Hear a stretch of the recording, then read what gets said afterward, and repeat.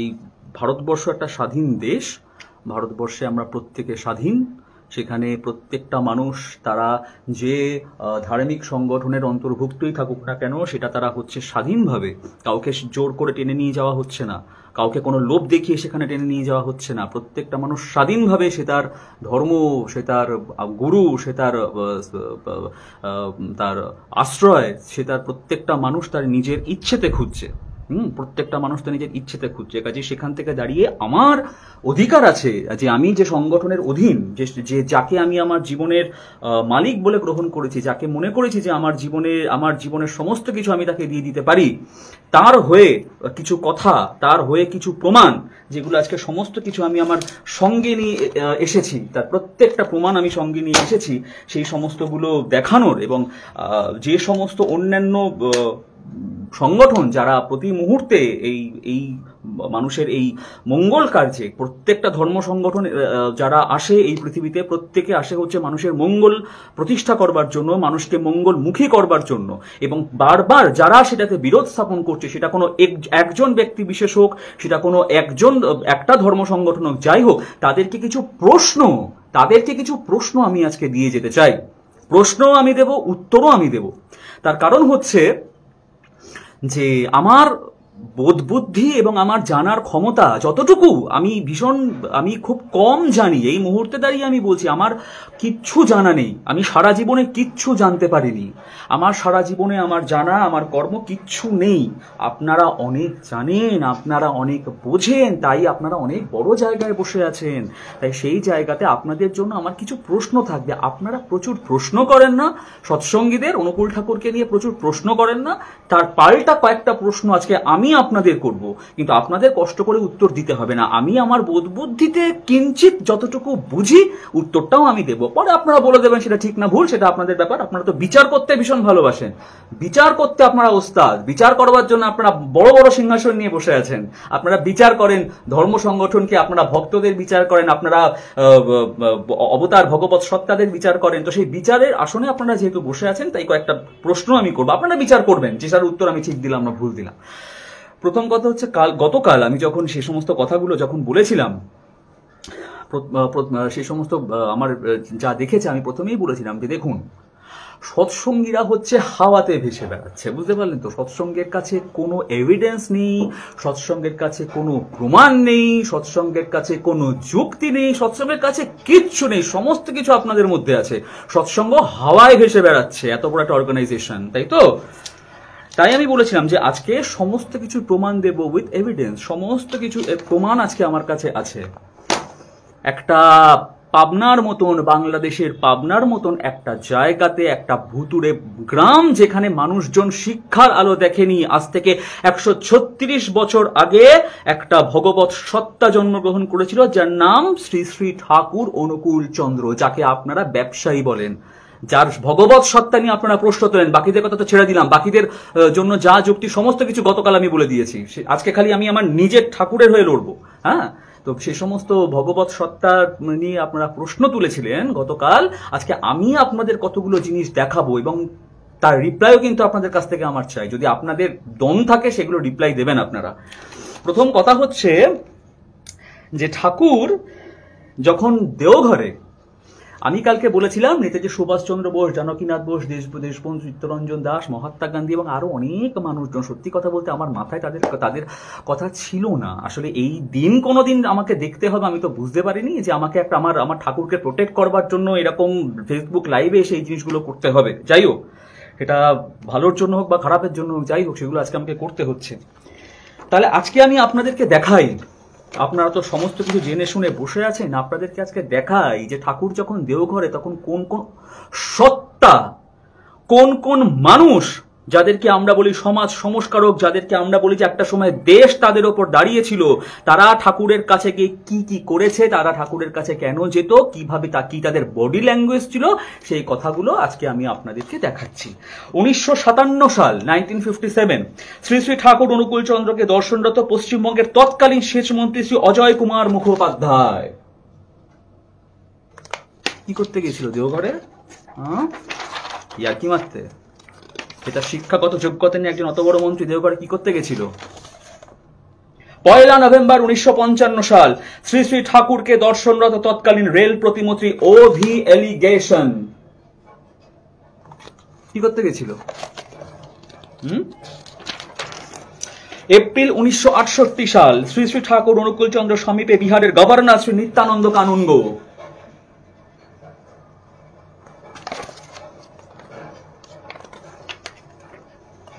ভারতের জাতীয় কংগ্রেসের প্রাক্তন সভাপতি দেশবরেণ্য নেতা দেশবন্ধু চিত্তরঞ্জন দাসের শ্রাদ্ধ বাসরে শ্রী শ্রী ঠাকুর অনুকূলচন্দ্রের পুষ্পশোভিত প্রতিকৃতি। দেশবন্ধু চিত্তরঞ্জনের শ্রাদ্ধ বাসর শ্রী শ্রী অনুকূলচন্দ্রের প্রতিকৃতি। তার গুরু সৎসঙ্গীরা হাওয়াতে চলে না। 2রা অক্টোবর 1960 সাল শ্রী শ্রী ঠাকুর অনুকূলচন্দ্র প্রদত্ত আশীর্বাদ পুষ্ট দণ্ড গ্রহণরত কলকাতায় সংযুক্ত আরব প্রজাতন্ত্রের রাষ্ট্রদূত মোহাম্মদ হাফিজ সংযুক্ত আরব প্রজাতন্ত্রের রাষ্ট্রদূত মোহাম্মদ হাফিজ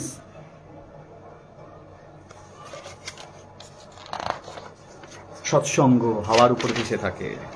1957 সাল দেওঘরে শ্রী শ্রী ঠাকুর অনুকূলচন্দ্র সমীপে কেন্দ্রীয় যোগাযোগ মন্ত্রী শ্রী লাল বাহাদুর শাস্ত্রী, আনন্দবাজার পত্রিকার সম্পাদক ও লোকসভা সদস্য শ্রী চপলাকান্ত ভট্টাচার্য এবং অপর লোকসভার সদস্য রাম সুভগ সিং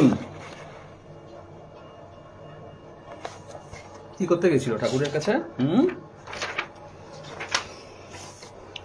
শ্রী শ্রী ঠাকুরকে দর্শনরত তৎকালীন ভাগলপুর ডিভিশনের আইএস কমিশনার শ্রী ভিপি কাশরফ।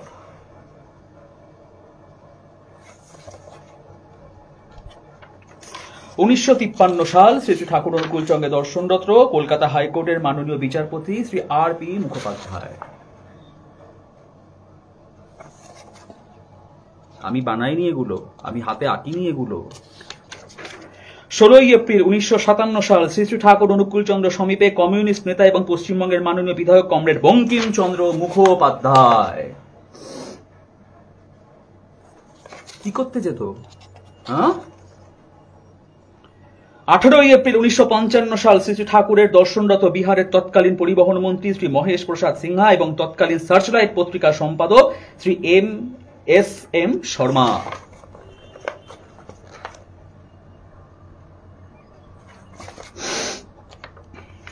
উনিশশো 57 সাল শ্রী শ্রী ঠাকুর অনুকূলচন্দ্র প্রদত্ত আশীর্বাদ পুষ্ট দণ্ড গ্রহণরত উড়িষ্যার অর্থমন্ত্রী ডক্টর রাধানাথ রথ।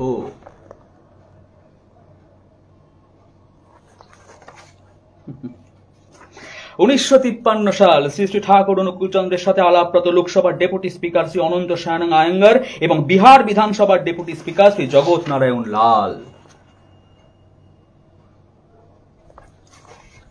অনুকূল ঠাকুর ব্যবসা ফেটেছিল, অনুকূল ঠাকুরের ব্যবসা দেখতে যেত না এরা। হ্যাঁ, ঠিক। 1953 সালের 26 অক্টোবর শ্রী শ্রী ঠাকুরের 66তম জন্মতিথিতে শ্রী শ্রী ঠাকুরকে দর্শনরত বিহারের অর্থমন্ত্রী ডক্টর অনুগ্রহ নারায়ণ সিনহা এবং বিহারের মাননীয় বিধায়ক শ্রীমতী সুন্দরী দেবী।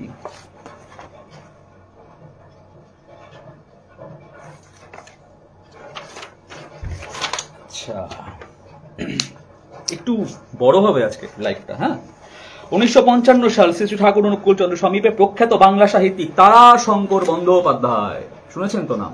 তারাশঙ্কর বন্দ্যোপাধ্যায়।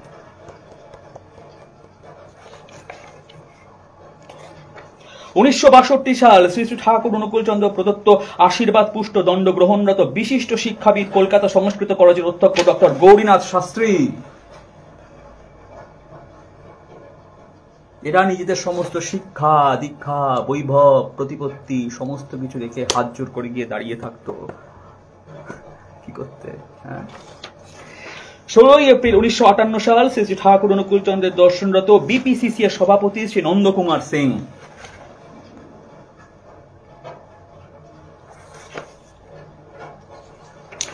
15 এপ্রিল 1962 সাল শ্রী শ্রী ঠাকুর অনুকূলচন্দ্রকে দর্শনরত কলকাতা বিশ্ববিদ্যালয়ের অধ্যাপক ডক্টর ত্রিপুরারি চক্রবর্তী।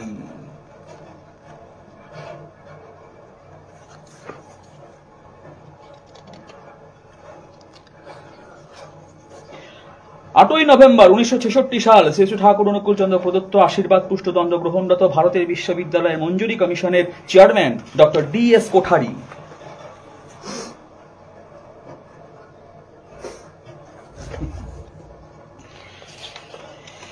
1966 সাল শ্রী শ্রী ঠাকুর অনুকূলচন্দ্রের সাথে আলাপরত স্বনামধন্য বাংলা সাহিত্যিক প্রেমেন্দ্র মিত্র।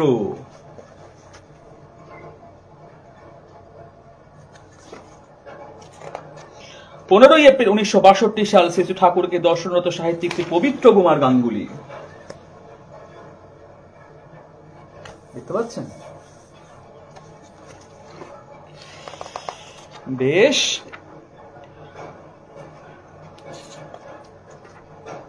কালকে তো দেখিয়েছি এলগিন রোডে নেতাজির বাসভবনে শ্রী ঠাকুরের প্রতিকৃতি।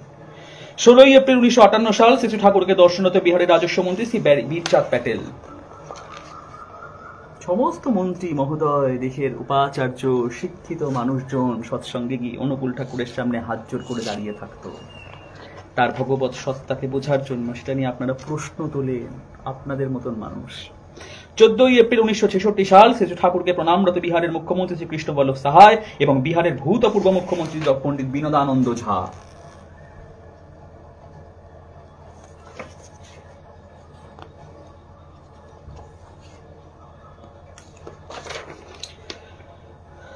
ষোলোই অক্টোবর 1967 সাল শ্রী শ্রী ঠাকুর অনুকূল চন্দ্রকে প্রণামরত কেন্দ্রীয় শিক্ষা প্রতিমন্ত্রী শ্রী ভগবত ঝা আজাদ।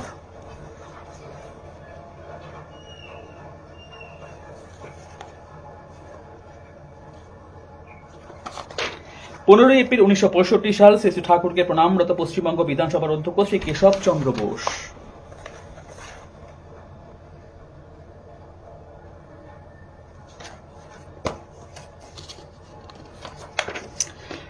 উনিশশো 1961 সাল শ্রী ঠাকুর অনুকূল চন্দ্রের কাছ থেকে আশীষ বাণী গ্রহণরত বিহারের মুখ্যমন্ত্রী পণ্ডিত বিনোদানন্দ ঝা।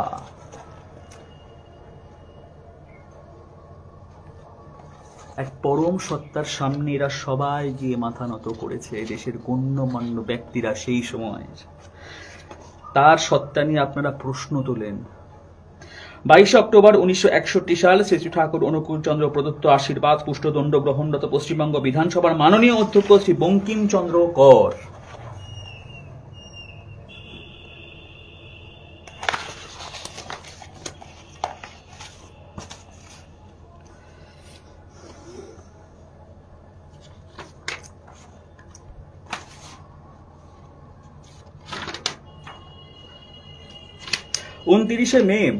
উনত্রিশে মে 1925 সালে মহাত্মা গান্ধী শ্রী ঠাকুরের সৎসঙ্গ আন্দোলন দেখবার জন্য পাবনায় চলে গিয়েছিলেন, যেটা আমি গতকাল বলেছি। তো পাবনায় চলে গিয়ে মহাত্মা গান্ধী তার একটা পরবর্তীকালে তার যে ডায়েরি, সেখানে উনি ঠাকুরের মা শ্রীমাতা মনমোহিনী দেবীকে নিয়ে যে কথাটি লিখেছিলেন সেটা এখন আপনাদের সামনে আমি পড়ে শোনাবো। কথাটা অবশ্য ইংলিশে। আমি জানি না আমি কতটা ভালো করতে পারবো, আর আমি এটাও জানি না যে আপনারা কতটা ভালো বুঝতে পারবেন, তবুও আমি চেষ্টা করছি সেটা বলবার। Just a minute.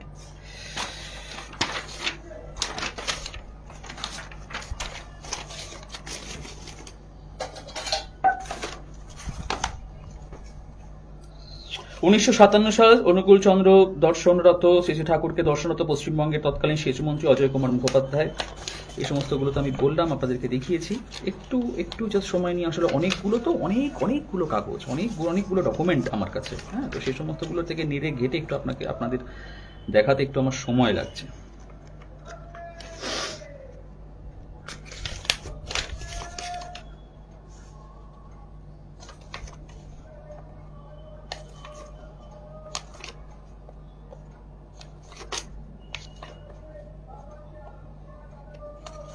একটা সংগঠন যেখানে কোটি কোটি মানুষ যাকে নিজের জীবনের দেবতা হিসাবে গ্রহণ করেছে, তাদের জীবনের আশ্রয় হিসাবে গ্রহণ করেছে, সেই সংগঠনটা সম্বন্ধে আপনারা যখন তখন যা তা কিছু বলে চলে যাচ্ছেন এবং কিছু বলার নেই। সেখানে কি ভাবেন কারোর কিছু বলার নেই, কারোর কিছু করার নেই? সৎসঙ্গীরা কি হাতে চুরি পরে বসে থাকে? মহাত্মা গান্ধী তার জীবনে তার ডায়েরিতে লিখেছিলেন, সৎসঙ্গ প্রতিষ্ঠানের উন্নত আদর্শ এবং বিচিত্র কর্মধারার কথা সানন্দে উল্লেখ করতেন এবং তৎসঙ্গে মনমোহিনী দেবীর ভূয়সা প্রশংসা করিয়া বলিতেন, কোট আনকোট এই কথাটা, I have never seen a masterly woman of such wonderful personality in my life. Mahatma Gandhi ডায়েরিতে লিখে গেছেন ঠাকুরের মায়ের সম্বন্ধে, I have never seen a masterly woman of a such wonderful personality in my life. যান গিয়ে মহাত্মা গান্ধীর ডায়েরি ঘাটুন, দেখুন সেখানে পান কিনা। এখন যেটা বক্তব্য হচ্ছে সেটা হচ্ছে আপনাদের প্রচুর প্রশ্ন, আরো অনেক ডকুমেন্ট আছে আমার কাছে। কুমারনাথ গাঙ্গুলি, শ্রী পবিত্র কুমার গাঙ্গুলি ঠাকুরের প্রতিকৃতির সামনে সুভাষচন্দ্র রেলগিন রোডের বসে, এই সমস্ত প্রচুর ডকুমেন্ট আছে। যাই হোক, এই সমস্ত আমি বলছি না, যা দিলাম হয়তো এতেই হবে। এবার কথা হচ্ছে যে আপনাদের না বেশ কিছু প্রশ্ন, সবসময় আপনারা সৎসঙ্গকে প্রশ্ন করতে ভালোবাসেন। দেখি আজকে আমি চেষ্টা করি যদি আপনাদের প্রশ্নের কোনো রকম ভাবে নিরসন করে দিয়ে যেতে পারি। প্রথম কথা হচ্ছে যে এই যে ছবিগুলো আমি দেখাবো, এগুলো সমস্ত আমার হাতে আঁকা ছবি নয়। তখনকার আমলের মানুষজন জনসমষ্টির মধ্যে তারা শ্রী ঠাকুরের সঙ্গে আলোচনা করতেন, আসতেন। প্রথমবার আকৃষ্ট হয়ে তারা আবার আসতেন ঠাকুরের কাছে, তারপর তারা ঠাকুরের কাছে আবার আসতেন। এই করে করে তারা দীক্ষা গ্রহণ করেছিলেন এবং তারা সৎসঙ্গের শ্রী ঠাকুর অনুকূল চন্দ্রকে নিজের জীবনের দেবতা হিসেবে গ্রহণ করেছিলেন। এবং যাদের নাম বললাম এরা সবাই গণ্যমান্য, এরা কিন্তু কেউ সাধারণ মানুষজন ছিল না আমার আপনার মতন। একটা দেশ, একটা সমাজ, তখন সদ্য ভারতবর্ষ স্বাধীন হয়েছে, তখন একটা দেশ গঠনের ক্ষেত্রে এদের প্রচুর ভূমিকা ছিল। এরা তাহলে যদি যেখানে গিয়ে এরা মাথা নত করেছে, তাহলে সেই অস্তিত্ব কোনো সাধারণ অস্তিত্ব নয়। সৎসঙ্গের অনুকূল ঠাকুরের কয়েকটা জিনিস নিয়ে আপনারা প্রশ্ন করেন। ঠাকুর গড়গড়া টানতো, আপনারা বলেন ঠাকুর তো নেশা ভাঙ করতো। ও আচ্ছা, গড়গড়া নেশা ভাঙ।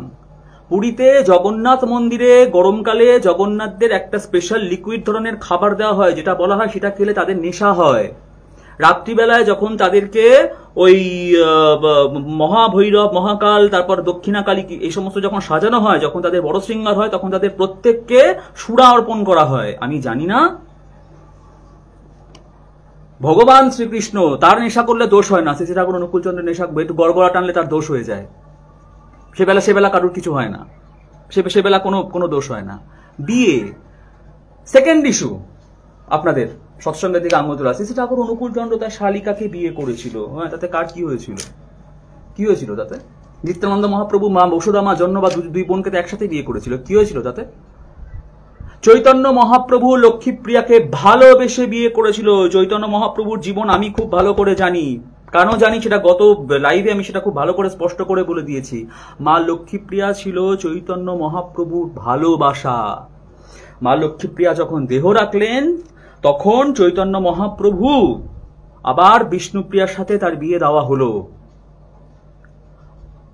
শ্রী শ্রী ঠাকুর অনুকূল চন্দ্র প্রথম বিবাহ করেছিলেন, তার নাম হচ্ছে ষোড়শীবালা মাতা, যাকে আমরা বড় মা বলি। আমাদের কাছে যিনি লক্ষ্মী স্বরূপিনী, কেন লক্ষ্মী স্বরূপিনী সেটা পরে বোঝাচ্ছি, কারণ আমাদের কাছে উনি লক্ষ্মী স্বরূপিনী। উনার বোন, বড় প্রশ্ন না আপনাদের কাছে, ঠাকুর নিজের শালীকে কেন বিয়ে করেছিল? উনার বোন ছিলেন সর্বমঙ্গলা দেবী, যিনি ওই সময়ে বিএসসি পাস ছিলেন। যখনকার দিনের মেয়েরা অ ক খ লিখতে পারতো কিনা সেটা নিয়ে সন্দেহ প্রকাশ হয় ওই রকম ভোরো গ্রামে, উনি সেখানে দাঁড়িয়ে বিএসসি পাশ করেছিলেন। মা বিষ্ণুপ্রিয়া ছিলেন নগর সুন্দরী, নগরের মধ্যে সুন্দরী ছিলেন মা বিষ্ণুপ্রিয়া। চৈতন্য মহাপ্রভুর দোর্দণ্ড প্রতাপ অস্তিত্ব, সূর্যের মতন তার তেজ, তাই দেখে উনি আকৃষ্ট হয়ে পড়েছিলেন। উনি বলেছিলেন সংসার করা দরকার নেই, ওকে স্বামী হিসাবে পেলেই আমার জীবন হবে। আর এই যে সর্বমঙ্গলা মাতা দেবী সর্বমঙ্গলা, তখনকার দিনের বিএসসি পাস, উনি ওনার সমস্ত শিক্ষা দীক্ষা জীবনে যা কিছু উনি অর্জন করেছিলেন সমস্ত দিয়ে উনি বুঝেছিলেন যে এই দোর্দণ্ড প্রতাপ, এই মহামানব যিনি আছেন আমার সামনে দাঁড়িয়ে, ইনাকে জীবনের স্বামী হিসাবে আমি পেতে চাই। এতে অপরাধটা কোথায়? কিসের অপরাধ হয় তাতে? যেখানে ঠাকুরের প্রথম স্ত্রী আমাদের বড় মা নিজে দাঁড়িয়ে থেকে সেই কাজটা করেছেন, তাদের কোনো সমস্যা হলো না, আপনাদের বড্ড সমস্যা। শ্রেষ্ঠকে বরণ করতে গিয়ে প্রবলেমটা, সমস্যাটা কোথায়? একজন মেয়ের যদি কাউকে দেখে শ্রেষ্ঠ মনে হয় আমি এর গলায় বড় মানলে দেব, সমস্যাটা কোথায়? কি প্রবলেম হয় তাতে? যখন তাদের কোনো সমস্যা হয়নি, তাদের কোনো সাংসারিক কুটকাচালি হয়নি, তাহলে আপনাদের প্রবলেমটা কোথায়? মা বসুধা জাহ্নবার কোনো তো সমস্যা হয়নি নিত্যানন্দ মহাপ্রভুকে নিয়ে সংসার করতে। হ্যাঁ, এই কথাগুলো বলছি, ভালো লাগছে শুনতে। আপনারা ওর মুখ থামাতে পারবেন, আপনারা আমার মুখ কি করে থামাবেন? কি দিয়ে থামাবেন আমার মুখ? আমি কিছু জানি না, না? হ্যাঁ, আচ্ছা, ব্যবসা। শ্রী শ্রী ঠাকুর অনুকূল চন্দ্র সৎসঙ্গে ব্যবসা ফেলে দিয়ে গেছে।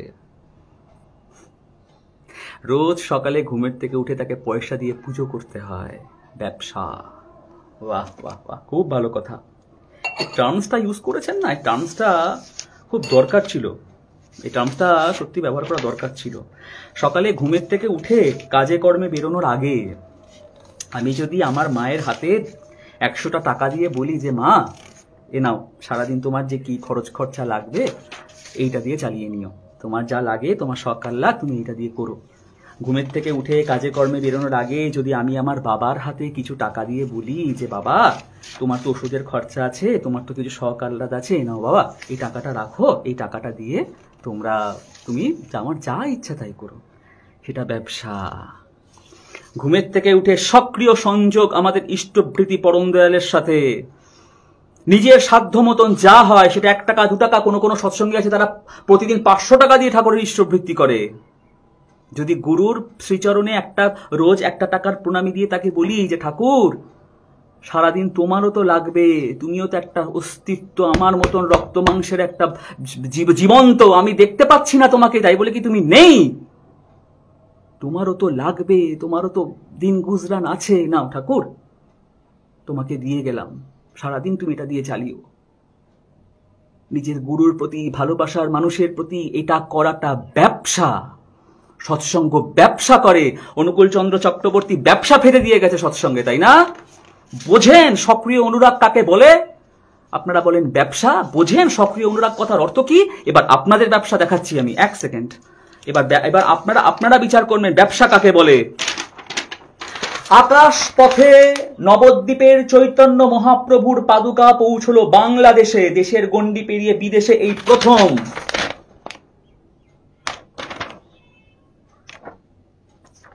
আজ থেকে একটা অস্তিত্ব 550 বছর আগে এই পৃথিবীতে জন্মগ্রহণ করেছে। 400-750 বছর আগে সে তার লীলা করে চলে গেছে।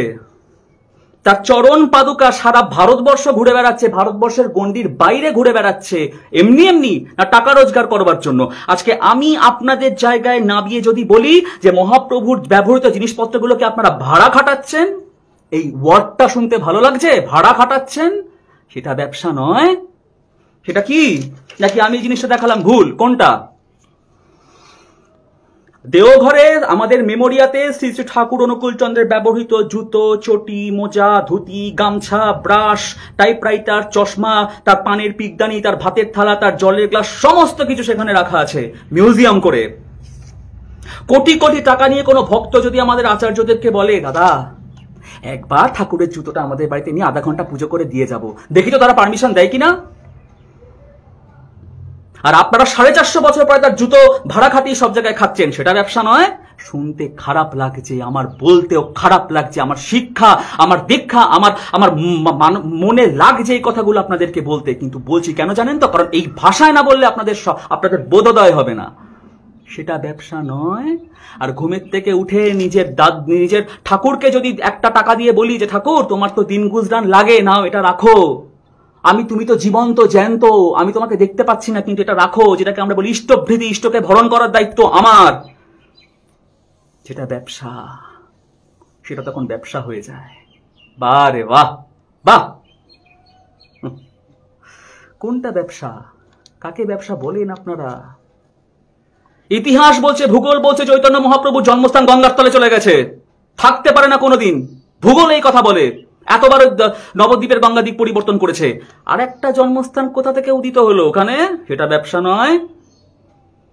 নদীর ওপারে আন্তর্জাতিক সংস্থা যেখানে একটা ব্যবসা স্থাপন করে বসে আছে, সেখানে একটা ফলস মাসির বাড়ি, ফলস জন্মস্থান, ফলস বিবাহ সঙ্গন এই সমস্ত তৈরি করা হচ্ছে। সেখানে কি 4টে মূর্তি দাঁড় করিয়ে পয়সা?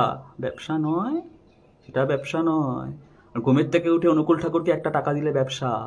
যেখানে ঠাকুর বলেও গেছে টাকা দিতে হবে না, এই সৃষ্টির সব কিছু আমার। আমি এমনও গ্রামের লোকদের চিনি যারা মাটি দিয়ে ইষ্টভৃতি করে, আমি এমন লোকদের চিনি যারা গাছের পাতা দিয়ে ইষ্টভৃতি করে, আমি এমন লোককে চিনি যারা গাছের ফুল দিয়ে ইষ্টভৃতি করে। ঠাকুর আমার কিছু নেই, গাছে ফুলটা ফুটেছে, নাও তুমি এটা তোমার কাছে রাখো। নিজের চোখে দেখেছি আমি। কি জানেন সৎসঙ্গ সম্বন্ধে আপনারা? বড় বড় লেকচার মারেন। অনুকূল ঠাকুর ব্যবসা ফেলে দিয়ে গেছে, আপনারা কি করছেন? আপনারা কোন ব্যবসা চালাচ্ছেন? বড় বড় কথা বলেন। নবদ্বীপ গৌর গোবিন্দর জন্মস্থান, সে নবদ্বীপে আপনাদের বুকের ওপর একটা সৎসঙ্গ মন্দির তৈরি হয়ে গেল, তখন কি নাকে দড়ি দিয়ে ঘুমোচ্ছিলেন? মায়াপুর, সেখানে একটা পেল্লাই সৎসঙ্গ মন্দির তৈরি হয়ে গেল, ইসকন থেকে টোটোতে লাগে 3 মিনিট, 4 তলা বিল্ডিং একটা তৈরি হয়ে গেল সৎসঙ্গ মন্দির। রাতারাতি তো হয়নি, ওপর থেকে টুপ করে পড়েনি। যখন হচ্ছে তখন কি করছিলেন? তখন মনে ছিল না যে এটা ব্যবসা কিনা? আজকে সৎসঙ্গ অনুকূল ঠাকুরের বিশাল নাম, সারা ভারতবর্ষে হাজার হাজার তার মন্দির, এখন মনে হচ্ছে না ব্যবসা? আমরা আমাদের ঘাম, এই ঘাম মাটিতে ফেলে পয়সা ইনকাম করে সেটা দিয়ে আমার গুরুকে আমরা সেবা দিই। হিসেব দেখানোর প্রয়োজন পড়ে না, তাও হিসেব দেখাচ্ছি। সৎসঙ্গের টাকা কোথায় যায় দেখবেন? সৎসঙ্গের টাকা কোথায় যায়? এই যে করোনার সময় দেওঘর সৎসঙ্গ থেকে 10 কোটি টাকা দেওয়া হয়েছিল ভারত সরকারকে। এই যে তার প্রমাণ। আরো প্রমাণ দেখবেন? দেখাচ্ছি। এই সমস্ত প্রমাণ দেখানোর কোনো প্রয়োজন পড়ে না, কিন্তু আপনাদের মতন মানুষদের বোধোদয়ের জন্য এই সমস্ত প্রমাণ পড়ে। এই যে 50 লক্ষ টাকা দেওয়া হয়েছে সৎসঙ্গের তরফ থেকে। এটা হচ্ছে আপনার কোথায় চিফ মিনিস্টার ঠাকুর সুখবিন্দর সিং সুখু, উনি বোধহয় কোথাও একটা বোধহয় ভূমিকম্প বা এরকম কিছু বন্যা ফন্যা হয়েছিল, সেখানে ত্রাণ তহবিলে 50 লক্ষ টাকা দেওয়া হয়েছে সৎসঙ্গের তরফ থেকে। টাকাগুলো কি হাওয়া থেকে আসে? আমরা আমাদের সৎসঙ্গের ইষ্টবৃত্তির পয়সা পাঠাই, সেখান থেকে মানুষের সেবা হয়। এরকম কোনো কন্ট্রিবিউশন আপনাদের আছে? দেখাতে পারবেন? দেখান উইথ ডকুমেন্টস, কোথায় কি দেন আপনারা, দেখি, আমি একটুখানি দেখি। ভাল লাগছে না এই কথাগুলো শুনতে? আপনাদের হয়তো শুনতে ভালো লাগছে, কিন্তু এই কথাগুলো আমার বলতে ভালো লাগছে না। এই কথাগুলো বলবার জন্য আমি আসিনি, এই কথাগুলো আমি বলতে চাই না, কিন্তু আমাকে বাধ্য হয়ে বলতে হচ্ছে। তার কারণ এই যে আমার ফেসবুক অ্যাকাউন্ট, এই ফেসবুক অ্যাকাউন্টটা আজ থেকে আমার 1.5 বছর আগে খোলা। এই ফেসবুকে না এলে আমি জানতে পারতাম না যে কোন লেভেলের অপপ্রচার চলছে সৎসঙ্গের বাইরে। আপনারা অ্যাক্টিভিটি কিছু করতে পারছেন না। আপনারা কি করছেন? আপনারা কয়েকটা ফেসবুক পেজ খুলে রাখছেন, কয়েকটা ফেসবুক পেজে ছুঁড়ে উল্টাপাল্টা কথাগুলো বলছেন, ভুলভাল কথাগুলো রুটিয়ে বেড়াচ্ছেন, মানুষকে দিগ্ভ্রান্ত করার চেষ্টা করছেন, যার মোটে সাকসেসফুল হবে না। একটা পোস্টে দেখি ঠাকুর দেওঘর থেকে পাবনা থেকে দেওঘর চলে এলেন কেন? তাড়া খেয়ে চলে এসছেন। ঠাকুরকে তাড়া করা হয়েছে, ঠাকুর তাড়া খেয়ে এখানে চলে এসছেন। ভারতবর্ষের কোন অবতার তার জন্মস্থান পরিবর্তন করেনি আজকে আমি জানতে চাই। রামচন্দ্র অযোধ্যায় জন্মেছিল, তাকে 14 বছরের বনবাস দেওয়া হয়েছিল, সে শ্রীলঙ্কায় গেছিল রাবণ বধ করতে। কি করতে গেছিল সে? তাড়া খেয়ে গেছিল। শ্রীকৃষ্ণ সারা জীবন বৃন্দাবনে থাকতে পারত, সেখান থেকে তাকে মথুরা হয়ে দ্বারকায় যেতে হলো। কেন? তাড়া খেয়ে গেছিল। চৈতন্য মহাপ্রভু নবদ্বীপে জন্মগ্রহণ করেছিল, তাকে পুরীতে চলে যেতে হয়েছিল। কেন? তাড়া খেয়েছিল। রামকৃষ্ণ ঠাকুর কামারপুকুরে জন্মগ্রহণ করে তাকে দক্ষিণেশ্বরে আসতে হয়েছিল, তাড়া খেয়ে এসেছিল। আর অনুকূল ঠাকুর পাবনা থেকে দেওঘরে চলে এলেই সেটা তাড়া খেয়ে চলে আসা হয়। প্রশ্ন, উত্তরটা আমি দিচ্ছি। রামচন্দ্র বনবাসে না গেলে রাবণ বধ হতো না। শ্রীকৃষ্ণ বৃন্দাবন থেকে যদি না যেত কংসবধ হতো না, কুরুক্ষেত্র যুদ্ধ হতো না, গীতা এই সৃষ্টিতে আসতো না। চৈতন্য মহাপ্রভু নবদ্বীপ ধাম ছেড়ে যদি পুরীতে গিয়ে না যেত, তাহলে মানব কল্যাণ হতো না, মানুষকে সন্ন্যাসের পথে দেখাতো না। বাংলার প্রথম আদর্শ সন্ন্যাসী চৈতন্য মহাপ্রভু। রামকৃষ্ণ ঠাকুর যদি কামারপুকুরের দক্ষিণেশ্বরে না আসতো, স্বামী বিবেকানন্দের সঙ্গে তার দেখা হতো না। সারা পৃথিবীতে হিন্দু ধর্ম শ্রেষ্ঠ সেটা প্রমাণিত হতো না। প্রত্যেকে তার পারপাসে তার স্থান পরিবর্তন করে। আর অনুকূল ঠাকুর কি করার জন্য দেওঘরে এসেছিল? অনুকূল ঠাকুর জানতো খুব ভালো মতন যে দেওঘরে যত গুণীমানী ব্যক্তি আছে, এরা যদি সৎসঙ্গে আসে, তাহলে আমার মানব সেবার যে কর্ম, মানব সেবার যে পরিধি, সেটা বৃদ্ধি হতে পারে, মানবের কল্যাণের পরিমাণটা বৃদ্ধি হতে পারে। তাই সে এসেছিল, সে তাড়া খেয়ে আসেনি। যদি তারা খেয়ে আসতো, তাহলে আজকে বাংলাদেশে ঢাকা বিশ্ববিদ্যালয়ের মতন একটা জায়গা, একটা ঢাকা বিশ্ববিদ্যালয়ের মতো ইউনিভার্সিটির সৎসঙ্গ নিয়ে আলাদা ডিপার্টমেন্ট তৈরি হতো না। অনুকূল ঠাকুর যদি তারা খেয়ে আসতো, তাহলে আজকে পাবনায় অত বড় একটা সৎসঙ্গ মন্দির তৈরি হতো না। বাংলাদেশের সমস্ত জেলায় জেলায় সৎসঙ্গ মন্দির তৈরি হতো না, অত বড় বড় সৎসঙ্গের কাজ হতো না। অনুকূল ঠাকুর তারা খেয়ে এসেছে না? অনুকূল ঠাকুর তারা খেয়ে এসেছে। বলবার আগে একবার ভেবে চিন্তে কথাগুলো বলতে ইচ্ছা করে না? পূজাবিধি, সৎসঙ্গের পূজাবিধি নিয়ে মানুষের অনেক সমস্যা। কোথা থেকে যেন তারা আমাদের বীজ নাম জানতে পেরে গেছে। হ্যাঁ, এটা কোন বীজ নাম, এর অর্থ কি, এর অক্ষর কি, সমস্ত নানাবিধ তাদের কল্পনা আছে, সেটা এখন অনুকূল চন্দ্রকে নিয়ে। আমরা যে বীজ নাম জপ করি, আমরা যে বীজের সেবা করি, সেটাকে বলা হয় ধনাত্মক বীজ। তার মধ্যে দিয়ে পজিটিভিটি আসে। Bharatvarsha, America, England, Russia, German, bedroom, toilet, বাড়ির উঠোন, বাড়ির ছাদ, যেখানে দিয়েই সে নাম জপ করা হয় না কেন, ওই একজন পরমপিতা, ওই অস্তিত্বই আমাদের সামনে নাম জপের সময় এসে দাঁড়ায়। আপনাদের কথা বলবো, যে বীজ নামের সেবা আপনারা করেন, সেই বীজ নামে তো এক বীজ নামে তো অনেকের পুজো করা যায়। বলবো? আমি বলবো না, কেন এই সমস্ত পাবলিকলি বলতে নেই, সে শিক্ষার্থী সহবতটুকু আমার আছে। যে এক বীজ নামে অনেকের সেবা করা যায়। তাই আপনাদের বীজটাকে বলা হয় ভাবাত্মক বীজ, অর্থাৎ যাকে পূজা করব তাকেই আমাকে ভাবতে হবে। যদি বাই চান্স অন্য কাউকে ভেবে ফেলি, তাহলে সে আমার সামনে চলে আসবে। আমাদের সে আইডেন্টিটি ক্রাইসিস আমাদের নেই। আমরা যার পুজো করি, যার বীজ নাম জপ করি, সেই আমাদের সামনে আসে। কালী কৃষ্ণর বিভেদ করেন না আপনারা। চৈতন্য মহাপ্রভু হচ্ছে শ্রীকৃষ্ণের নবকলেবর। শ্রীরামকৃষ্ণ, ওনাকে বলা তো চলমান মা ভবতারিণী। মা ভবতারিণী সচল হলে যা হয় সেটা হয় শ্রীরামকৃষ্ণ পরমহংসদেব। তার সম্বন্ধে আজে বাজে কথাগুলো বলার সময় মনে ছিল না যে কালীর যা বীজ কৃষ্ণরও তাই বীজ? সেগুলো বলবার সময় মনে ছিল না যে শ্রীকৃষ্ণ তার নিজের অঙ্গে যদি অন্য কোনো দেবদেবীর রূপ ধরে থাকে, সেটা হচ্ছে স্বয়ং মা কালী। যখন রাধারানীকে আয়ন ঘোষ আর ধরতে গেছিল শাশুড়িরা রাসলীলার সময়, শ্রীকৃষ্ণ তখন কালী রূপ ধারণ করেছিল। বলতে এই সমস্ত কথা বলতে বাধে না। আমি নিজে চরিত্রে অভিনয় করেছি এই মানব শরীরে। আমার জীবন ধন্য, যেরকম একটা প্রেম অবতারের চরিত্রে আমি অভিনয় করতে পেরেছিলাম। আবার আমি একটা প্রজেক্টে জগন্নাথ হয়েছিলাম, প্রজেক্টের নাম ছিল মহাপীঠ তারাপীঠ। মহাপীঠ তারাপীঠে আমি জগন্নাথ হয়েছিলাম। জগন্নাথ কি ছিল না, তারামার রথ হবে। আমরা সবাই জানি যে তারাপীঠে তারামার রথ হয়। তো গল্পটা ছিল যে তারামার রথ হবে। তারামার যখন রথ হচ্ছে, তখন একটা দুষ্ট শক্তির প্রভাবে তারামার রথটা তখন নিচে পড়ে গেছে। তারামার রথের চা কাটকে গেছে। তখন জগন্নাথ যে সেই রথটাকে ঠেলে তুলে দিল। তাতে তারামার জগন্নাথকে বলছে, হয়তো এটা কাল্পনিক গল্প, বা যদিও এটা সত্যি হয় বা কাল্পনিক যাই হোক, কিন্তু কত সুন্দর মেসেজ যাচ্ছে সোসাইটির প্রতি। তখন তারামা বলছে যে প্রভু, আপনি এখানে পুরীতে তো লক্ষ লক্ষ ভক্ত আপনার জন্য অপেক্ষা করছে। তখন জগন্নাথ বলছে, দেবী তারা, আমার রথের সঙ্গে সঙ্গে আপনার রথটাও যাতে সুষ্ঠুভাবে হয়, সে দায়িত্বটা তো আমার। আমি আপনার রথকে ঠেলে দিয়ে তুলে দিয়ে গেলাম। আপনার এখন নিশ্চিন্তে আপনার রথযাত্রা উৎসব, আপনার ভক্ত বামা আপনার রথযাত্রা উৎসব পালন করবে। আমি যাচ্ছি, আমি পুরীতে, সেখানে লক্ষ লক্ষ ভক্ত আমার জন্য অপেক্ষা করছে। আমি গেলে তবে রথযাত্রা শুরু হবে।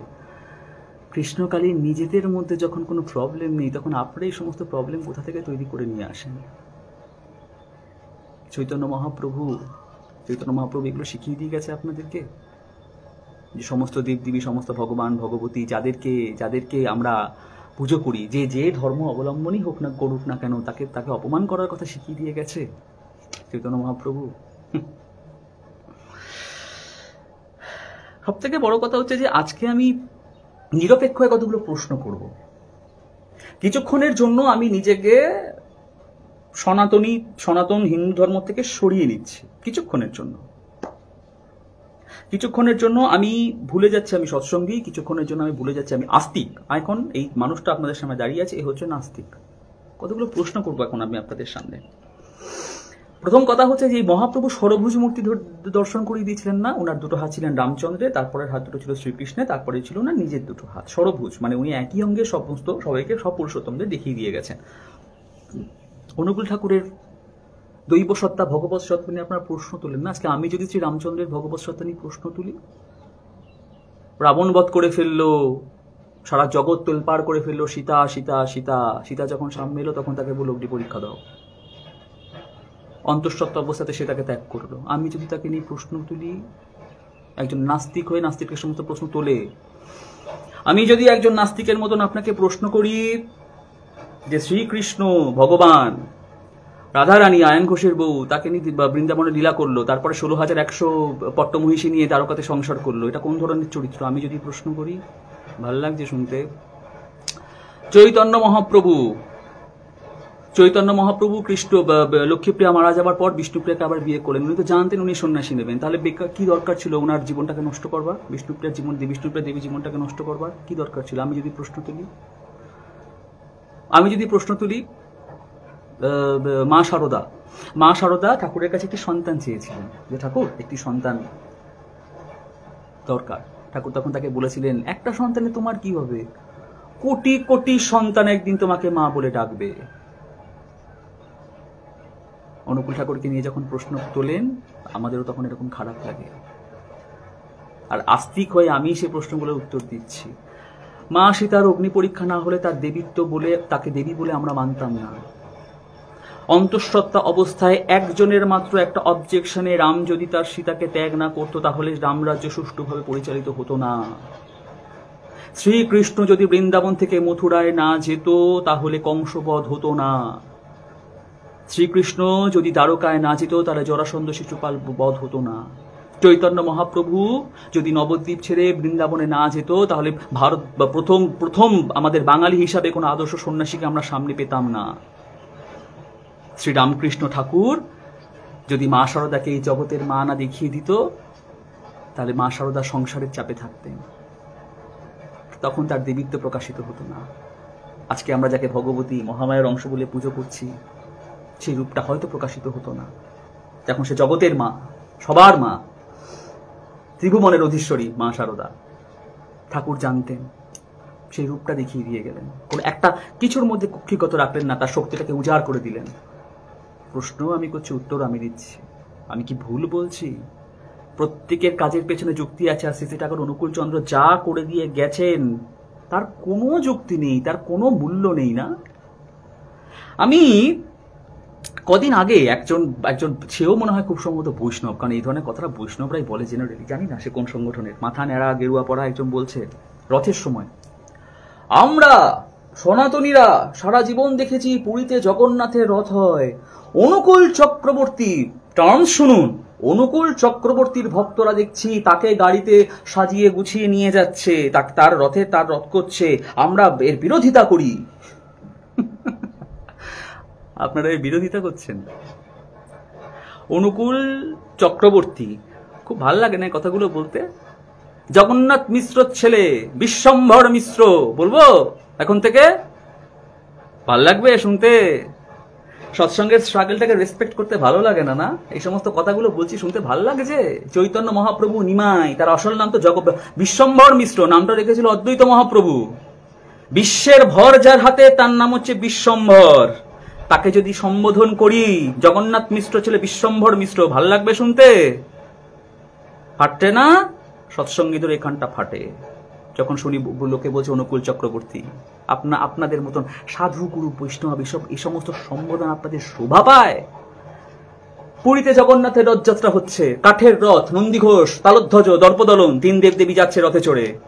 কি আনন্দ! আমার খুব ভালো লাগে, সত্যি তো ভালো লাগে। প্রভু প্রথমবার রথ থেকে বেরোচ্ছে, ওরকম পেল্লাই একটা রথে চড়ে ঠাকুর যাচ্ছে গুন্ডিচা মহলে, দেবী গুন্ডিচার বাড়িতে, খুব ভাল লাগে। সৎসঙ্গীদের কি ভাল লাগে জানেন? সৎসঙ্গীরা তাদের জগন্নাথকে কোনো কাঠের রথে চড়ায়নি। ওই যে শুনেছি, ওই যে আছে না দেওঘরে, ওখানে কি দেখবেন গাড়ি পাল্লারে রোলস রয়েলসের গাড়ি, কালো চকচকে রোলস রয়েলসের গাড়ি। এই ভক্তরা তাদের মাথার ঘাম পায়ে ফেলে ইনকাম করে, কালেকশন করে, অনুকূল চন্দ্র ঠাকুর মাটি খুঁড়ে পয়সা বার করেনি, ওপর থেকে টাকা পড়েনি, যা করেছে সমস্ত ভক্তরা করে দিয়েছে তাকে। আপনাদের যেমন জগন্নাথকে রথে চড়াতে ভালো লাগে, আমাদের অনুকূল ঠাকুরকে রোলস রয়েলসের গাড়িতে চড়াতে খুব ভালো লেগেছিল। ওই হচ্ছে আমাদের জগন্নাথের রথ, উনি হচ্ছে আমাদের জগন্নাথ।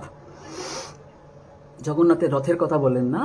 অনুকূল ঠাকুরের রথ কেন করা হচ্ছে? অনুকূল ঠাকুরের রথ, অনুকূল ঠাকুরের কালপাড়ালে গিয়ে দেখবেন কতগুলো গাড়ি দাঁড়িয়ে আছে, সেগুলো অনুকূল ঠাকুরের মাটির খোঁড়া পয়সা দিয়ে আসেনি, ভক্তরা তার ভগবানের সেবা করেছে সেগুলো দিয়ে।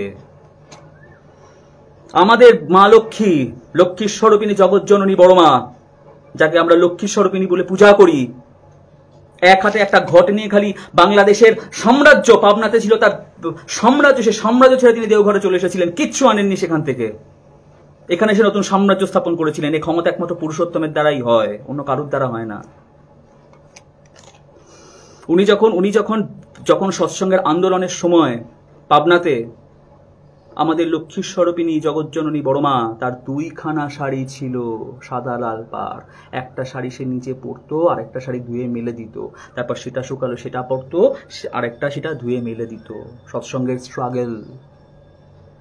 শতবর্ষে ওনার একটা বই বেরিয়েছিল, শতবর্ষে জগৎজননী। সেই বইটা যদি পড়েন সেখানে জানতে পারবেন উনি বলছেন জলের মতন ডাল আর তার মধ্যে কিঞ্চিত কয়েকটা ভাত, ওই রোজ খেতাম। কোনোদিন যদি ডালের জলে একটা শুকনো লঙ্কা পেতাম, সেদিনকে মনে হতো আমরা বিয়ে বাড়িতে আছি। এই করে মাতা মনমোহিনী দেবী, শ্রী ঠাকুর অনুকূল চন্দ্র বা আমাদের বড় মা সৎসঙ্গটাকে দাঁড় করিয়ে দিয়ে গেছে, এই স্ট্রাগলটাকে সম্মান করতে পারেন না? অনুকূল চন্দ্র চক্রবর্তী গ্রেট স্ট্রিট কয়লার গুদামে পড়ে থাকতো, না খেতে পেয়ে মাথা ঘুরে পড়ে গেছিল। সেখান থেকে আজ সারা ভারতবর্ষে তার হাজার হাজার মন্দির, তার ভক্তরা তাকে রোলস রয়েলসের গাড়ি চড়িয়েছে। এই জার্নিটাকে রেসপেক্ট করতে ভালো লাগে না? সমালোচনা করতে খুব ভাল লাগে না? চৈতন্য মহাপ্রভুর ফ্যামিলিতে স্ট্রাগল ছিল না? বলবো জগন্নাথ মিশ্র কি রেখে গেছিল চৈতন্য মহাপ্রভুর জন্য? আমি তার চরিত্র অভিনয় করেছি, আমি জানি না? আপনারা বড় বড় কথা বলেন। 4টে টোল পড়াতো, সে কয়েকটা বাচ্চা পড়াতো, যেটাকে আজকে আমরা টিউশনই বলি। সেটা করেন, যে ইনকাম করতো ঈশান বাড়ির চাকর, সচিমাতা, বয়স্ক সচিমাতা, আর তার নিজের সংসার চলতো। তার স্ট্রাগলটাকে রেসপেক্ট করতে পারেন, আর অনুকূল ঠাকুরের স্ট্রাগলটাকে রেসপেক্ট করতে পারেন না? চৈতন্য মহাপ্রভু চলে যাওয়ার পর সচিমাতা আর মা বিষ্ণুপ্রিয়া কি অবস্থায় ছিল জানি না? আমি লেখাপড়া করিনি, আমি জানি না কতটা স্ট্রাগলের মধ্যে দিয়ে তাদের জীবন গেছে। সেটাকে রেসপেক্ট করতে পারেন।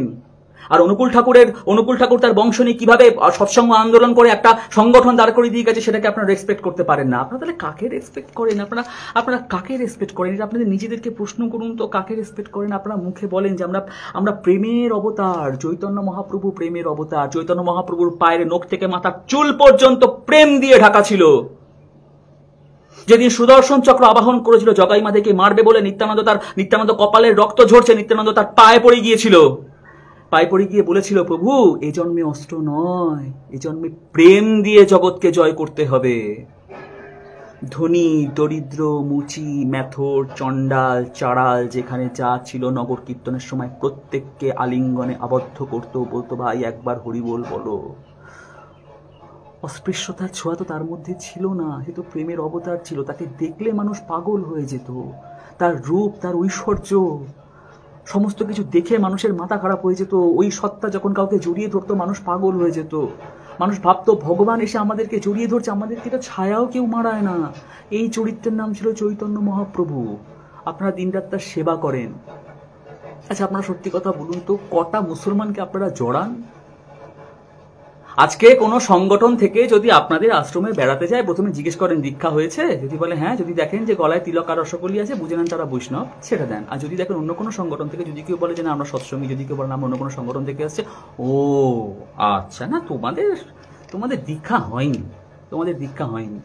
কই তখন মুখে এই ভাষাটা আসে না যে আয় ভাই বুকে আয়, আমরা তো প্রেমের অবতারের পূজা করি, আয় ভাই তোরা যার পূজা করিস তারই রূপ, আমরা যার পূজা করি তারই তো আরেক রূপ।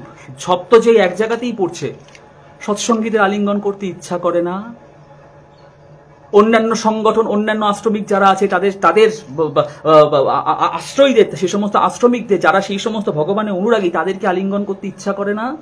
যবন হরিদাস সারা জীবন তার ছায়া পর্যন্ত চৈতন্য মহাপ্রভুকে মারাতে দেয়নি। চৈতন্য মহাপ্রভু যতবার তাকে আলিঙ্গন করতে গেছে, হরিদাস বলে সে পেছনে সরে গেছে, বলছে প্রভু আমি যবন, আমার ছায়া তুমি ছুঁয়ো না, তুমি অস্পৃশ্য হয়ে যাবে। যেদিন পুরীতে যবন হরিদাস দেহ রাখলো, সেদিন চৈতন্য মহাপ্রভু আনন্দে আহ্লাদিত হয়ে তার দেহ তুলে নিয়ে বলল, হরিদাস আজকে কোথায় পালাবে? তাকে তার দেহ হাতে নিয়ে সে নগর কীর্তন করলো। আমি জানি না পুরীতে আছে না যবন হরিদাসের সমাধি? মিথ্যে কথা বলছি আমি? সেই প্রেম পুরুষোত্তমের, সেই প্রেম অবতারের আপনারা পুজো করেন। আপনাদের প্রেম কোথায়? আজ থেকে 550 বছর আগে, 600 বছর আগে চৈতন্য মহাপ্রভু পৃথিবীতে এসেছিলেন। আপনারা তো আমাদের থেকে অনেক সিনিয়র আজকে আপনারা। অনুকূল ঠাকুর 136 বছর আগে এসেছে। কোথায় আজকে আমরা আপনার আদর্শ আপনারা আজকে আমাদের কাছে আদর্শ, আমরা কোথায় আপনাদেরকে আদর্শ বলে জানবো? তা না, আজকে ফেসবুক লাইভে সেই সমস্ত কথাগুলো বলতে হচ্ছে। আপনারা ওর সৎসঙ্গের অনুকূল ঠাকুরকে নিয়ে তুলনা করেন।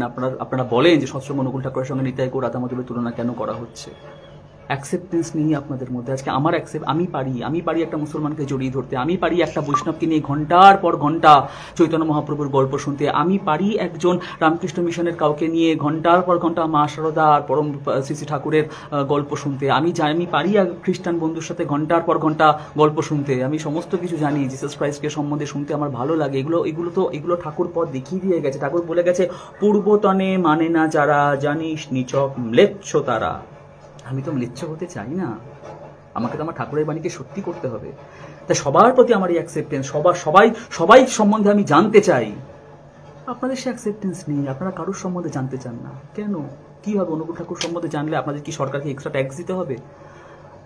সমালোচনা করছেন, আপনারা জেনে বুঝে সমালোচনা করুন। একটা সংগঠন, এত বড় সংগঠনের সমালোচনা করছেন, কি হবে এগুলো করলে? আপনাদের কি প্রপার্টির অর্ধেক চলে যাবে সেই সংগঠনে অনুকূল ঠাকুর সম্বন্ধে জানলে? সব থেকে বড় কথা হচ্ছে যে সংগঠন নিয়ে আপনারা প্রশ্ন তোলেন, 10 থেকে 11 কোটি সেখানকার দীক্ষিত আমাদের যে হেড আছেন, ওই দেখেন একটা শান্ত সৌম্য সুন্দর একটা চেহারার একটা মানুষ, আচার্যদেব, সৎসঙ্গ ঠাকুরের বংশধর, অনুকূল ঠাকুরের বংশধর বাবাইদা, সৌম্যকান্তি একটা চেহারা একটা মানুষ। ওই মানুষের একটা আদেশে এই দেশের 10 থেকে 11 কোটি সৎসঙ্গী দাঁড়িয়ে যেতে পারে। ওই মানুষের একটা আদেশে এই দেশের 10 থেকে 11 কোটি সৎসঙ্গী তারা এগিয়ে যেতে পারে।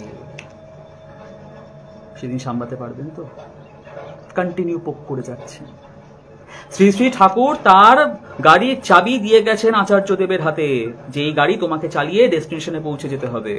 তিনি সেই গাড়িটা চালাচ্ছেন, কোনো দিকে যাচ্ছেন না। বিশাল বড় দায়িত্ব নিয়ে তিনি গাড়িটা চালাচ্ছেন, তার পেছনে কোটি কোটি সৎসঙ্গী, তাদের দায়িত্ব ঠাকুরকে ঠিকঠাক ভাবে প্রতিষ্ঠা করতে হবে, সেই দায়িত্ব গাড়িটা চালাচ্ছেন। আর আপনারা কি করছেন? বারবার এসে তার গাড়িতে আঘাত দিচ্ছেন, বারবার এসে তাকে আঘাত দিচ্ছেন। ঠিক করছেন এই কাজটা? সেটা আপনারা বলুন বা যে কোনো ব্যক্তি বিশেষ বলুন বা যাই বলুন, প্রত্যেকের তো পেটে একটু বিদ্যে আছে, মাথায় একটু বুদ্ধি আছে। কথাগুলো কি খারাপ বলছি আমি? এই সমস্তগুলো করার কোনো যুক্তি আছে? আর সব থেকে বড় কথা হচ্ছে যে আমারও একটা বক্তব্য আছে আমার সৎসঙ্গী ভাই বোনদের প্রতি। আমার কিছু বক্তব্য আছে। প্রথম কথা হচ্ছে, দেখো, ঠাকুর আমাদের কাছে কিন্তু বিশেষ কিছু চাইনি। ঠাকুর আমাদের কাছে চেয়েছে ভালোবাসা। ঠাকুর আমাদের কাছে চেয়েছে হচ্ছে সক্রিয় অনুরাগ, যা করবে অ্যাক্টিভলি করবে। এখন আমার বক্তব্য হচ্ছে, আমি এই পেজটাতে বিগত 1.5 বছর ধরে এসে ঘাটাঘাটি করে জানতে পারলাম যে কতগুলো ঠাকুরকে নিয়ে উল্টাপাল্টা পেজ, উল্টাপাল্টা অ্যাকাউন্ট এখানে খোলা হয়েছে। তোমরাও নিশ্চয়ই সেগুলো জানো, তোমরাও নিশ্চয়ই সেগুলো আগে থেকে ফেস করেছো। তো আমার বক্তব্য আজকে, গতকাল আমি যে ভিডিওটা করলাম তার প্রচুর শেয়ার হয়েছে, প্রচুর মানুষ এসে সেখানে নানা রকম কথাবার্তা বলছে। তো আমার বক্তব্য, তোমরা এতদিন ধরে কি করছিলে? এই সমস্ত ডকুমেন্টসগুলো যেগুলো আমি জোগাড় করে এই সমস্ত কথাগুলো বললাম, আমি জানি এই কথাগুলো বলে কারোর কিচ্ছু হবে না, কারণ এখানটা যার খালি, যার এটার মধ্যে যাদের কিছু নেই, তাদেরকে এই সমস্ত বলে কিছু হবে না। তবুও আমি এটা যদি এটাকে কোনো কাজে লাগানো যায়, মুখ যাদের অস্বাভাবিকভাবে চলতে থাকে খারাপের দিকে, তাদের মুখ বন্ধ করা অত্যন্ত কঠিন। তবুও আমি বললাম, তবুও আমি কথাগুলো বলে গেলাম যে যেই কথাগুলো, যে ভাষাগুলো আজকে আমি ব্যবহার করলাম আপনাদের প্রতি, সেই ভাষাগুলো যখন আমরা আমাদের সৎসঙ্গ, আমাদের ঠাকুরের প্রতি যখন শুনি, এই কথাগুলো আমাদের ঠিক সেরকম লাগে, ঠিক সেরকম ফিল হয় যেরকম আপনাদের ফিল হচ্ছে। কথাগুলো বলতে আমার একটু ভালো লাগলো না, কিন্তু আমি আবারও বলছি, আমি সবার কাছে করজোর করে বলছি, আমি একজন সৎসঙ্গী হয়ে ক্রাইস্ট থেকে শুরু করে, রসুল থেকে শুরু করে, রামচন্দ্র থেকে শুরু করে, শ্রীকৃষ্ণ থেকে শুরু করে, চৈতন্য মহাপ্রভু থেকে শুরু করে, নিত্যানন্দ মহাপ্রভু থেকে শুরু করে, অদ্বৈত আচার্য, শ্রীবাস, গদাধর, পঞ্চতত্ত্ব, শ্রীরামকৃষ্ণ, মা শারদা এবং যত ভক্ত সংখ্যক যা কিছু আছে সবার প্রতি সশ্রদ্ধ। কিন্তু সবার থেকে বেশি ভালোবাসি আমি আমার গুরুকে, আমি আমার আশ্রয়কে সব থেকে বেশি ভালোবাসি, এবং আমার মতন কোটি কোটি মানুষ আশ্রয়কে সব থেকে বেশি ভালোবাসে। তাই এই কথাগুলো বললাম। এই সমস্ত আক্রমণ শুনতে আমাদের যেমন ভালো লাগে না, আশা করি এই ধরনের এই যে শব্দগুলো আমি প্রয়োগ করলাম, এগুলো শুনতে আশা করি আপনাদেরও ভালো লাগেনি। প্রেম পুরুষ, প্রেমের অবতারের আপনারা পূজা করেন, আপনারা প্রেমের অবতারের পূজা করেন। কি সুন্দর ব্যাসাসন, আপনাদের ভাষায় বলে না ব্যাসাসন, ব্যাসাসনে সুন্দর ফুলের মালা পরে বলে কত প্রবচন বলেন না আপনারা। যত্র যত্র নেত্র পড়ে তত্র তত্র কৃষ্ণ স্ফুরে, চৈতন্য মহাপ্রভু বলে গেছে। বেদে বলা আছে সর্বং খলিদং ব্রহ্ম, সবকিছুর মধ্যে ব্রহ্ম আছে। তা সেই ব্রহ্ম অনুকূল ঠাকুরের মধ্যে নেই, সেই ব্রহ্ম সৎসঙ্গীদের মধ্যে নেই। সৎসঙ্গীদের দিকে তাকালে আর যত্র যত্র নেত্র পড়ে তত্র তত্র কৃষ্ণ স্ফুরে এই কথাটার মুখ দিয়ে বেরোয় না। তখন একটা কম্পিটিশন চলে আসে, এই ওরা অনেক স্পিডে এগোচ্ছে, ভাই আমাদের এবার খুব স্লো, আমাদের এবার স্পিডে হতে হবে। আমি যখন ছোট ছিলাম না, তখন দেখতাম ওই স্কুলে বাচ্চাদের কম্পিটিশন হতো, এরকম মাঠে দাগ কাটা থাকতো 1 2 3 4, আর সব ছোট ছোট বাচ্চারা না দৌড়াতো। আর কোনো বাচ্চা বিচ্ছু টাইপের হতো, তারা কি করতো, যেই দেখতো তার পাশ থেকে আরেকজন এগিয়ে তার হাত টেনে ধরতো, হাত টেনে ধরে সে নিজে এগোতো, তখন এটা হুইসেল বাজতো, হুইসেল বাজিয়ে সে বাচ্চাটাকে আউট করে দেওয়া হতো। এই সঙ্ঘকে টেনে ওই সঙ্ঘকে টেনে পেছনে ফেলে নিজে এগিয়ে যাওয়ার প্রচেষ্টা, এটা কোন ধরনের শিক্ষা? নিজের হাত পা চালিয়ে এগিয়ে যান না। চৈতন্য মহাপ্রভুর একটা সময় যখন ছিলেন, তখন পৃথিবীতে গরুর গাড়ি, নৌকা এই সমস্ত ছিল, ঘোড়ার গাড়ি এই সমস্ত ছিল। আজকে আপডেটেড, সবকিছু আপডেট হয়ে গেছে। আজকে আপনারা যখন যান, আপনারা ট্রেনে করে যাচ্ছেন, আপনারা প্লেনে করে যাচ্ছেন, সবকিছু আপডেট হয়ে গেছে। সবকিছুর আপডেটটাকে সহ্য করা যায়, ধর্মের আপডেটেড ধর্মটাকে সহ্য করা যায় না। রামচন্দ্র আসার পরে সেই আপডেটেড একটা ভার্সন নিয়ে শ্রীকৃষ্ণ এলো, শ্রীকৃষ্ণের পরে চৈতন্য মহাপ্রভু এলো, তারপর রামকৃষ্ণ ঠাকুর এলো, তারপর অনুকূল ঠাকুর এলো। এই আপডেটের ভার্সনগুলোকে সহ্য করা যায় না, না? তখন প্রবলেম। ও সবকিছু আপডেটেড হতে পারে, ফোন আপডেটেড হতে পারে, ল্যাপটপ আপডেটেড হতে পারে, গাড়ি ঘোড়া আপডেটেড হতে পারে, ধর্ম আর আপডেটেড হতে পারে না। ধর্মের আপডেশন হবে না, ধর্ম সেইখানে পড়ে থাকবে। কোথায় লেখা? কোথায় লেখা? একটা ফোনের দোকানে গিয়ে দেখবেন তো প্রতিদিন কটা বাটন ফোন বিক্রি হয় আর কতদিন কটা স্মার্টফোন বিক্রি হয়, ফোনের দোকানে দাঁড়িয়ে দেখবেন। ধর্ম যখন স্মার্ট হয় তখন মানুষ সেই স্মার্ট ধর্মের দিকে এগিয়ে যায়, তখন আর কি ওই বাটন ফোন নিয়ে নাড়াচাড়া করে না। বলতে হবে কেন এই কথাগুলো? আজকে যখন শ্রী রামচন্দ্র এসেছিল তখন মানুষ তাকে গ্রহণ করেছিল, তারপর যখন শ্রীকৃষ্ণ এসেছিল অটোমেটিক্যালি মানুষ তাকে গ্রহণ করেছিল, প্রকৃতির নিয়ম। চৈতন্য মহাপ্রভু যখন এলো তখন মানুষ তাকে গ্রহণ করলো, রামকৃষ্ণ দেব যখন এলো মানুষ তাকে গ্রহণ করলো, আর পরের পুরুষোত্তম যিনি এসেছেন যুগ পুরুষোত্তম মানুষ তাকে গ্রহণ করে, তখন মানুষের প্রবলেম। নাকি এমন কোথাও শাস্ত্রে বলা ছিল যে আর কেউ আসবে না পৃথিবীতে? এমন কোথাও লেখা ছিল? তাও তো লেখা ছিল না। ভগবানের বিশ্ব, ভগবানের ব্রহ্মাণ্ড, ভগবান যেখানে করে জন্মগ্রহণ করতে পারে। কিছু কিছু বললে এরা দেখি চতুর্সম্প্রদায়কে টানে, চতুর্সম্প্রদায়কে টানে। কোন সৎসঙ্গ কোন সম্প্রদায়ের অন্তর্ভুক্ত থাকে? মা কৌশল্যা কোন সম্প্রদায়ের অন্তর্ভুক্ত ছিল? মা দেবকী কোন সম্প্রদায়ের অন্তর্ভুক্ত ছিল? সচিমাতা কোন সম্প্রদায়ের অন্তর্ভুক্ত ছিল? ভগবান যখন পৃথিবীতে জন্মগ্রহণ করে তখন সম্প্রদায় দেখে জন্মগ্রহণ করে না গর্ভ দেখে জন্মগ্রহণ করে? যে কোন গর্ভে আমি যেতে পারবো, কোন গর্ভে আদর্শ দম্পতির গর্ভে জন্মগ্রহণ করলে আমি একটা মহাপুরুষের পথে চলতে পারবো, সেটা দেখে জন্মগ্রহণ করে না। ভগবান সম্প্রদায় দেখে জন্মগ্রহণ করে। অনুকূল ঠাকুরের সম্প্রদায় নিয়ে প্রশ্ন করেন, অনুকূল ঠাকুর নিজে একটা সম্প্রদায় সৃষ্টি করেছে যার নাম সৎসঙ্গ। উনার আবার কি প্রশ্ন আসে, অনুকূল ঠাকুর কোন দেবদেবীর পূজা করতো? রামচন্দ্র দুর্গা পুজো করেছে, রামচন্দ্র শিব পুজো করেছে, প্রমাণ আছে। এই কি প্রমাণ সে তো সবাই জানি আমরা। চৈতন্য মহাপ্রভু নিজের সত্তার বাইরে জগন্নাথকে আলাদা সত্তা হিসেবে, সে তখন নিজেকে রাধারানী ভাবতো, জগন্নাথ তার সামনে শ্রীকৃষ্ণ, আলাদা সত্তা। রামকৃষ্ণ ঠাকুর মা ভবতারিণীর পুজো করতো। দেখাতে পারবেন শ্রীকৃষ্ণ কখনো দুর্গা, কালী, শিব এইসব ঠাকুরের পুজো করে গেছে? এই সমস্ত ঠাকুর দেবতা, এই সমস্ত কারুর পুজো করে গেছে আপনার ভগবান শ্রীকৃষ্ণ? দেখাতে পারবেন? অনুকূল ঠাকুর পূজা করতো, কার পুজো করতো জানেন? নিজের পুজো করতো। রোজ স্নান করে উঠে ধুতিটা পাল্টে অনুকূল সদা বিভু পদ্মনাভ মনোপ্রভু বলতো, আর নিজের পায়ে একটা প্রণাম করতো, আর ভক্তদের তাকে খিলখিল করে হাসতো। এর গূঢ় অর্থ বোঝেন? এর গূঢ় অর্থ বোঝার ক্ষমতা আছে আপনাদের? আপনারা প্রশ্ন করেন অনুকূল ঠাকুরকে নিয়ে? বিশ্বম্ভর মিশ্র, অনুকূল চক্রবর্তী, একজন বৈষ্ণব অনুকূল চক্রবর্তী, বিশ্বম্ভর মিশ্র, বিশ্বের ভার যিনি বহন করে আছেন তিনি হলেন বিশ্বম্ভর, যার পূজা আপনারা করেন। সমস্ত সৃষ্টির চেতনা যার মধ্যে অন্তর্নিহিত সেই হচ্ছে চৈতন্য, যার পূজা আপনারা করেন। ভুল বলছি? অনুকূল ঠাকুরের নামের মানে জানেন? অকুলে পড়িলে দিনহীন জনে নুয়াই আসির কহিও কথা, কুল দিতে তারে সেধ প্রাণপণে লক্ষ্য করি তার নাসিও ব্যথা। মাতা মনমোহিনী দেবী ঠাকুর ছেলের নামকরণ করেছিলেন, প্রথম 4টে অক্ষর দিয়ে নাম হয়েছে অনুকূল। যে কোনো প্রতিকূল অবস্থায় অনুকূলকে স্থাপন করা হচ্ছে সৎসঙ্গীদের কাজ। তার জন্য দেশের 10 থেকে 11 কোটি মানুষ দাঁড়িয়ে আছে। সশ্রদ্ধ নিবেদন সেই মানুষগুলোর বিশ্বাসে আঘাত দেবেন না। সশ্রদ্ধ নিবেদন সেই মানুষগুলোর যাকে জীবনে আশ্রয় গ্রহণ করে এগিয়ে যেতে চলেছে, সেখানে কোনো রকম আঘাত করবেন না। আপনারা জানুন, আপনারা জানার চেষ্টা করুন, আপনারা দেওঘরে যান, অন্যান্য সৎসঙ্গে যান, সেখানে দেখুন কি ক্রিয়াকলাপ হচ্ছে, তাদের কার্যকারিতা কতদূর অবধি গেছে, তারপর কথা বলুন।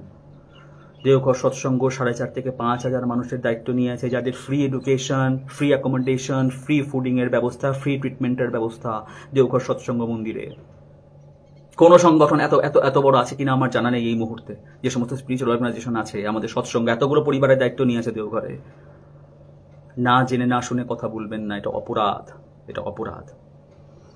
এর থেকে বেশি আমার আর কিছু বলবার নেই। ছোট বড় যদি কিছু কথা বলে থাকে আমাকে ক্ষমা করবেন। আমার বুদ্ধি প্রথমেই বলেছি অত্যন্ত নিম্ন বুদ্ধি সম্পন্ন মানুষ, আমি কিছু জানি না। যতটুকু আমি আমার ঠাকুরকে ভালোবেসে যেটুকু করেছি সেটুকু প্রচেষ্টা রয়ে যাবে। আর সৎসঙ্গীদের একটা কথা বলছি, গুরু ভাই বোনদের যারা আছো, শ্রীকৃষ্ণ নিজে ভগবান ছিল, তাও তাকে নারায়ণী সেনা রাখতে হয়েছিল। আমরা সৎসঙ্গের সেনা, অনুকূল ঠাকুরের সেনা। নারায়ণী সেনারা প্রতিদিন তরোয়ারে শান দিত, আমরাও শান দেব। কিসে দেব জানো? জ্ঞান তরবারিতে। ওইটা দিয়ে সামনে অজ্ঞানী যারা আসবে তাদের স্যাট করে তাদের অজ্ঞানতার মাথা কেটে দিতে হবে। আমরা ঠাকুরের সেনায়, কথাটা মাথায় রেখো। জয় গুরু, বন্দে পুরুষোত্তম। সবার চরণে সাধু গুরু বৈষ্ণব যারা আছেন প্রত্যেকের চরণে, অন্যান্য সংগঠনের যারা আছেন সবার চরণে সশ্রদ্ধ প্রণাম। ভালো থাকবেন।